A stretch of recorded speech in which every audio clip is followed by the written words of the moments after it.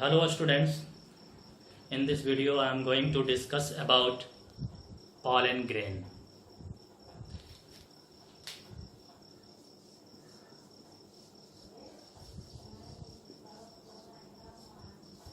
So what is pollen grain? Pollen grain क्या है? Pollen grain is male gametophyte. Pollen grain को male gametophyte कहा जाता है. तो एक गैमेटोफाइट क्या है? तो गैमेटोफाइट के बारे में हम कह सकते हैं कि the structure which carry male gamete को कैरी करने वाला स्ट्रक्चर गैमेटोफाइट कहलाएगा। और अगर मेल गैमेट को कैरी कर रहा है तो वह मेल गैमेटोफाइट कहलाएगा, जबकि फीमेल गैमेट को कैरी करेगा तब वह कहलाएगा फीमेल गैमेटोफाइट। तो हम लोग यहाँ पे पॉलन ग्रेन के बारे में स्टडी कर रहे हैं, तो हम लोग यहाँ पे जानेंगे मेल गैमेटोफाइट के बारे में। तो pollen grain is male gametophyte. Next point about pollen grain is generally spherical and having 25 to 50 micrometer diameter.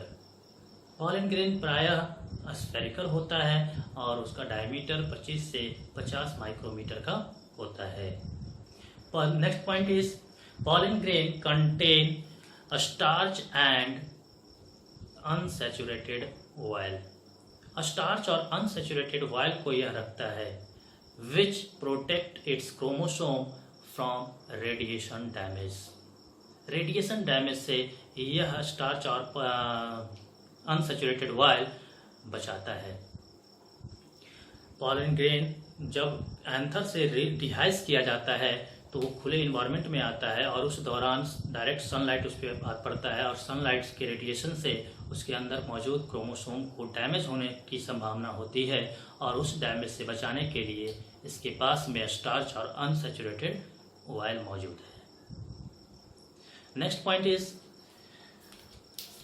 Pollen grain is surrounded by 2 layers. Pollen grain जो होता है सराउंडेड होता है 2 लेयर से। इसे हम समझाएंगे आपको एक डायग्राम के द्वारा। तो pollen grain is surrounded by 2 layers, outer and inner. Outer is called exine while inner is called intine. Outer जो होता है उसे हम लोग एक्साइन के नाम से जानते हैं और इनर को इंटाइन के नाम से जानते हैं।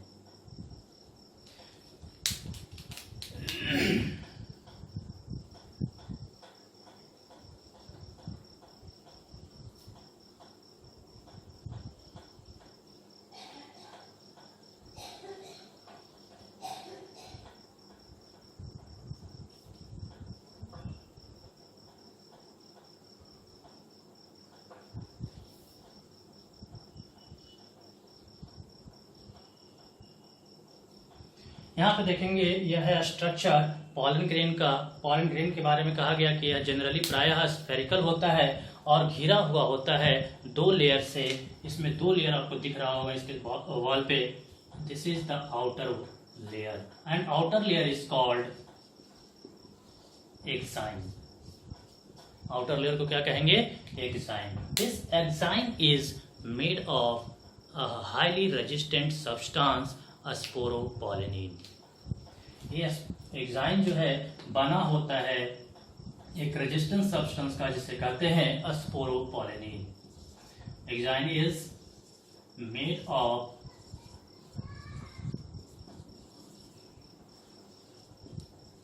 स्पोरोपोलेनिन। ये जनरली आपके एग्जामिनेशन में पूछता है। Exine outer layer, pollen grain का आउटर लेयर कौन है? एक्साइन है। एक्साइन बना किस चीज का है? स्पोरोपोलेनिन का। सेकंड लेयर और inner layer is called intine and this intine is made of cellulose and pectin. ये इंटाइन जो है बना होता है सेल्यूलोज का और पेक्टिन का। नेक्स्ट इसके वॉल पे ही एक स्ट्रक्चर दिखेगा दिख रहा होगा शायद आपको भी, यहाँ पे जो एक्साइन है आउटर लेयर इस जगह पे एब्सेंट है। तो कहता है एक्साइन और sporopollenin is absent at a place where it form a aperture and this aperture is called germ pore और उस अपर्चर का नाम दिया गया जर्म पोर। ये जो एक्साइन है, एक्साइन चारों तरफ से मौजूद है except at this point and this point due to absence of sporopollenin it form aperture और पोर, छिद्र का फॉर्मेशन किया है, छिद्र स्ट्रक्चर बन गया है और इस छिद्र को, इस पोर को इस कहते हैं हम लोग जर्म पोर। ये जर्म पोर का फॉर्मेशन क्यों हुआ, क्यों नहीं, चारों तरफ मौजूद था लेकिन इस जगह पे क्यों नहीं था? तो कहता है कि पॉलन ट्यूब जब लैंड करेगा स्टिग्मा पे लैंड करने के बाद वह मेल गैमेट को उसमें रिलीज करेगा, पहुंचाएगा फीमेल गैमेटोफाइट तक। तो शायद आपको फीमेल रिप्रोडक्टिव ऑर्गन का स्ट्रक्चर याद हो, ऐसे नहीं तो एक बार फिर से समझ लेंगे। सपोज कीजिए कि यह एक फीमेल रिप्रोडक्टिव पार्ट है। इस female reproductive part of flowering plant is called carpel और gynoecium. Gynoecium is differentiated into 3 regions. The terminal is called stigma, and this swollen part is called ovary, and the stalk-like structure between stigma and ovary is called a style. This is a style. This is a stigma. This surface is called a stigma, and this stalk-like structure is called a style, and this swollen part is called ovary. Ovary contain ovule. Ovule contain embryo sac where female gamete is present. जहाँ पे female gamete मौजूद होती है। तो female gamete ये swollen part में मौजूद है। पॉलन ग्रेन यहाँ लैंड किया है। अब यहाँ से पॉलन ग्रेन के अंदर जो मौजूद मेल गैमेट है, उस मेल गैमेट को यहाँ तक पहुँचाना होगा। कभी ऐसा देखे हैं क्या कि लड़का इंडिया में हो और लड़की अमेरिका में हो और यहाँ दोनों की शादी हो जाती हो? नहीं, लड़का को अमेरिका जाना होगा उस लड़की के घर शादी करने के लिए। तो यहाँ पे भी मेल गैमेट को फीमेल गैमेट के पास जाना होगा फर्टिलाइजेशन के लिए। तो इस फर्टिलाइजेशन के लिए जब मेल गैमेट को यहाँ जाना है तो जाएगा कैसे? तो कहता है कि पॉलन ग्रेन जो है उसे पहुंचाने के लिए एक ट्यूब का फॉर्मेशन करता है, डेवलपमेंट करता है, और वह ट्यूब के माध्यम से मेल गैमेट इस तरह से इसके अंदर चला जाता है।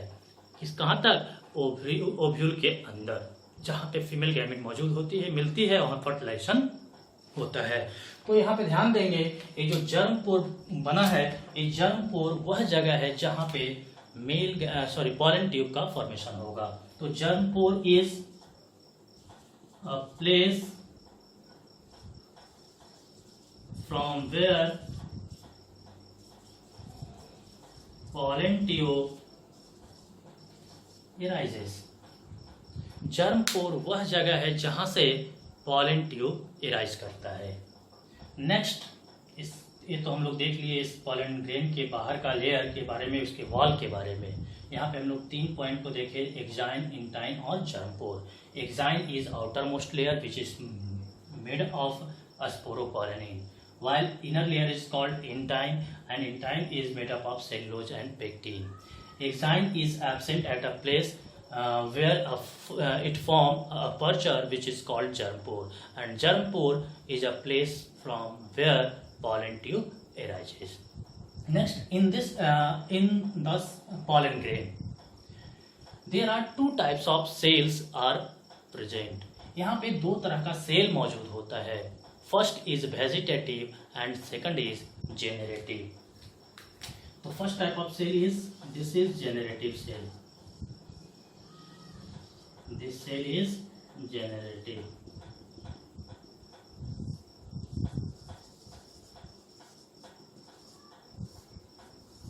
And second type of cell is vegetative and this is the vegetative cell.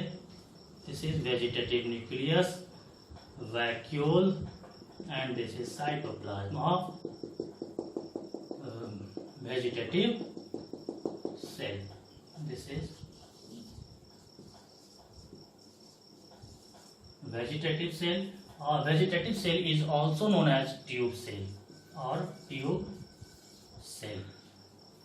तो इस सेल का वेजिटेटिव सेल क्यों कहा गया, ट्यूब सेल क्यों कहा गया? तो वेजिटेटिव से आपको लग रहा होगा वेजिटेबल को ये रिप्रेजेंट कर रहा है। वेजिटेबल हम लोग क्यों लेते हैं? तो वेजिटेबल लेते हैं अपने बॉडी के ग्रोथ के लिए, अपने अंदर होने वाले जो न्यूट्रिशन की आवश्यकता होती है उस न्यूट्रिशन को प्राप्त करने के लिए। तो सिंपल सी बात है कि अपने बॉडी को ग्रोथ करने के लिए हम लोग वेजिटेबल खाते हैं। इसका मतलब इस पॉलन ग्रेन को डेवलप करने में जो इस सेल इन्वॉल्व होगा वह सेल होगा वेजिटेटिव सेल। और यहाँ पे ध्यान देंगे इसे ट्यूब सेल क्यों कह दिया गया? तो इस पॉलन ट्यूब पे कोई भी ग्रोथ होगा, उस ग्रोथ के लिए रिस्पॉन्सिबल कौन होगा? Vegetative cell, because vegetative cell involve in growth और development of the pollen grain. तो यहाँ पे इस पॉलन ग्रेन के ऊपर में जब पॉलन ट्यूब का ग्रोथ होगा तो उस ग्रोथ में भी यही वेजिटेटिव सेल इन्वॉल्व होता है। एक क्वेश्चन पूछा जाता है कि पॉलन ट्यूब का डेवलपमेंट में कौन सा सेल इन्वॉल्व होता है, तब हम कहेंगे in development of pollen tube vegetative cell is involve. तो vegetative cell is responsible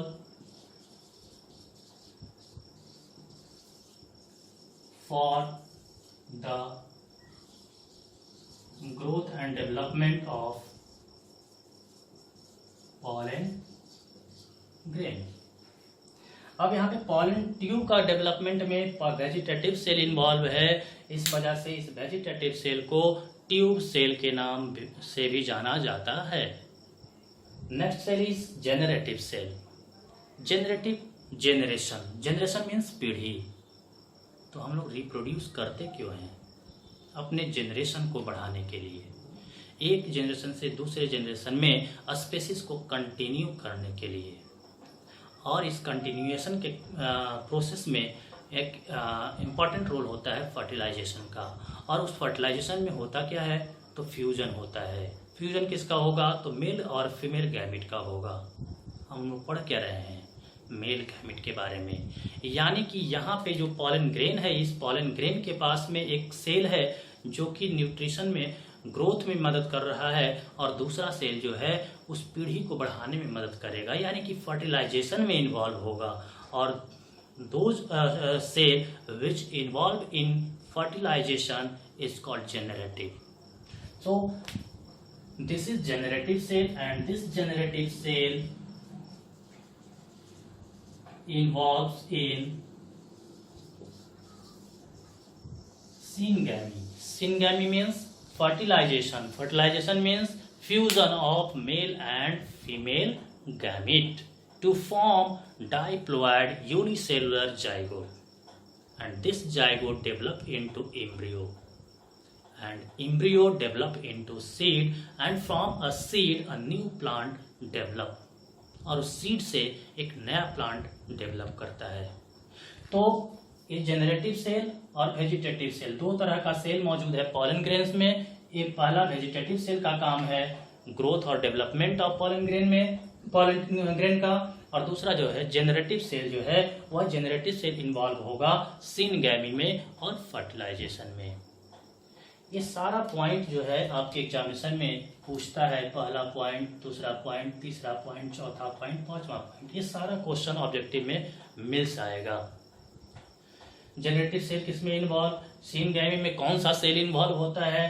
pollen grain के ग्रोथ और डेवलपमेंट में कौन सा सेल इन्वॉल्व होता है? पॉलन ट्यूब के डेवलपमेंट में कौन सा सेल इन्वॉल्व होता है? एग्जाइन किस चीज का बना होता है? इंटाइन किस चीज का बना होता है? पॉलन ट्यूब एराइज कहाँ से करता है? इस तरह से क्वेश्चन यहाँ से मात्र इस छोटे से स्ट्रक्चर में मिल जाएगा। तो यहाँ पे कुछ और स्ट्रक्चर है, उसके बाद उसका भी लेबलिंग कर दें। This is tube nucleus and this is vacuole. Tube nucleus के बारे में तो जानते ही हैं। Nucleus contain genetic information, and this vacuole contain water, reserve food and waste products। तो इस सेल के अंदर ये वैक्यूल्स का काम है रिजर्व हाउस स्टोरेज हाउस के रूप में। न्यूक्लियस जेनेटिक इन्फॉर्मेशन को रखेगा। यहाँ पे जो सेल है इसके अंदर भी एक न्यूक्लियस है, ये जेनेरेटिव सेल न्यूक्लियस है। तो ये था स्ट्रक्चर पॉलन ग्रेन का।